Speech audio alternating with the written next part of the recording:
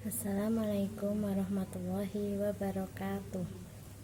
Perkenalkan, saya Mira Nurulita, NIM 230401838 dari PGMI kelas B. Tugas ini saya susun guna memenuhi tugas ujian akhir semester mata pelajaran pendidikan anak berkebutuhan khusus. Langsung saja untuk yang pertama, yaitu pendidikan anak berkebutuhan khusus tunanetra.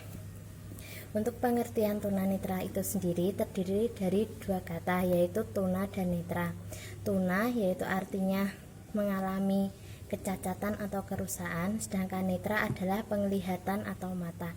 Jadi tunanetra adalah seseorang yang mengalami kecacatan pada organ penglihatannya, sehingga ia tidak bisa melihat secara normal seperti kita yang normal ini. Ia butuh bantuan khusus untuk bisa melihatnya.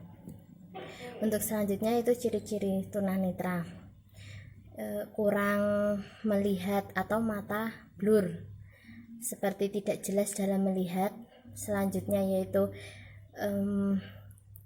kesulitan dalam mengambil benda kecil di dekatnya. Jadi ya semisal di depannya itu ada sebuah apel, karena ia tadi mengalami blur pada matanya, ia tidak bisa mengambil secara cermat atau sulit dalam mengambilnya, sehingga ia butuh bantuan orang lain untuk mengambilkannya atau membutuhkan bantuan penglihatan. Untuk yang selanjutnya yaitu tidak dapat menulis mengikuti garis lurus.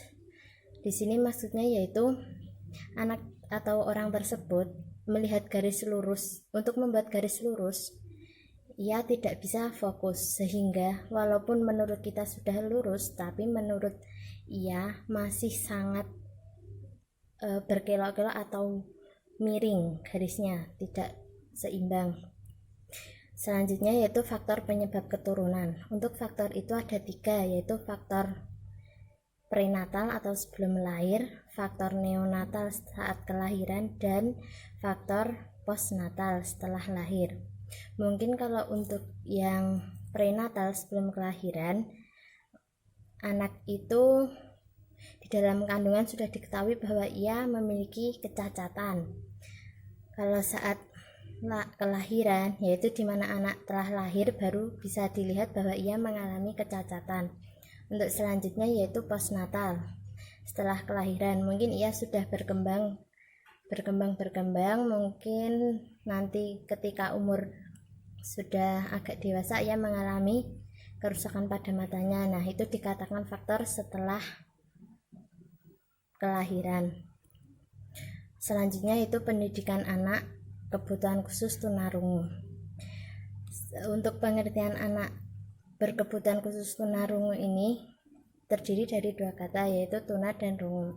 Arti tuna yaitu kecacatan seperti tadi, dan juga rungu adalah pendengaran, sehingga tunarungu ialah seseorang yang mengalami kecacatan pada organ pendengarannya, sehingga ia membutuhkan alat bantuan supaya dapat mendengar secara normal. Misalnya seperti alat bantu pendengaran, nanti ketika melakukan komunikasi ia bisa memasangkannya di telinga, sehingga ia nanti bisa mendengarkan secara normal pembicaraan orang lain. Untuk selanjutnya yaitu karakteristik anak berkebutuhan khusus, yaitu salah satunya kemampuan verbal. Ia hanya bisa, karena ia tidak bisa mendengar, maka ia hanya membutuhkan kemampuan verbal itu kemampuan dengan istilahnya isyarat, sehingga karena tidak bisa mendengar, semisal mau mengajak makan, ayo makan, seperti itu. Selanjutnya yaitu performance IQ anak tunarungu sama dengan anak mendengar. Performance-nya itu beda. Kalau anak yang normal itu bisa mendengar secara jelas dan tidak butuh alat bantuan, sedangkan anak tunarungu membutuhkan bantuan.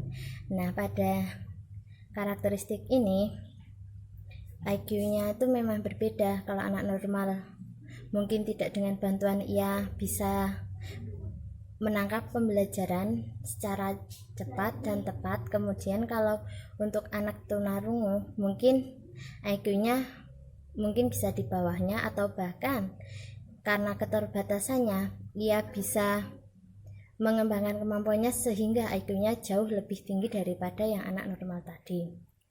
Selanjutnya yaitu daya ingat jangka pendek anak tunarungu lebih rendah. Kenapa? Karena tadi faktor dari kecacatan pendengarannya sehingga ia mengalami daya ingat yang rendah. Kalau untuk anak normal tadi, semisal Bu Guru mengatakan besok ada ujian, maka kalian harus belajar. Untuk anak normal, ia akan mendengar dengan jelas perintahnya, kemudian ia akan melakukannya. Nah, sedangkan untuk anak tunarungu, mungkin ia kurang paham apa yang dimaksudkan Bu Guru tadi, sehingga ya mungkin belajarnya hanya yang ia ketahui saja.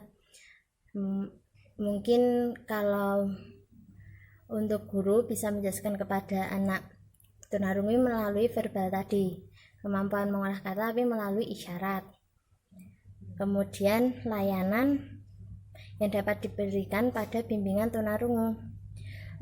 Untuk layanan itu nanti terdiri dari bimbingan komunikasi, bimbingan pribadi, dan juga bimbingan pekerjaan. Untuk bimbingan komunikasi tujuannya tuh agar anak tersebut mampu menyampaikan pendapatnya atau mampu berkomunikasi dengan baik terhadap yang lainnya, sehingga diadakannya bimbingan komunikasi tersebut. Untuk selanjutnya yaitu bimbingan pribadi. Mungkin nanti di sini dimaksudkan seorang guru nanti bisa membimbing secara individu terhadap anak tunarungu agar anak tersebut mampu menceritakan atau mengutarakan pendapat, atau lebih tepatnya ia lebih mudah untuk mengatasi masalahnya. Mungkin kalau anak tunarungu itu minder dengan anak lain, sehingga ia butuh bimbingan khusus agar ia bisa mengatasi rasa minder tersebut. Untuk selanjutnya yaitu bimbingan pekerjaan. Mengapa dibutuhkan bimbingan pekerjaan? Karena dengan bimbingan ini anak tunarungu bisa mengembangkan kemampuannya sehingga ia dapat bersaing atau berkompetensi dengan anak-anak normal lainnya, sehingga ia tidak minder, oh aku ini tunarungu, apa yang bisa aku lakukan. Ia akan dibimbing oleh seorang guru dalam bimbingan pekerjaan untuk menggali kemampuannya agar ia bisa menciptakan sesuatu untuk kehidupannya dan untuk di masa depan. Mungkin kurang lebih itu saja yang dapat saya sampaikan. Mohon maaf apabila terdapat banyak kesalahan. Akhirul kalam, wassalamualaikum warahmatullahi wabarakatuh.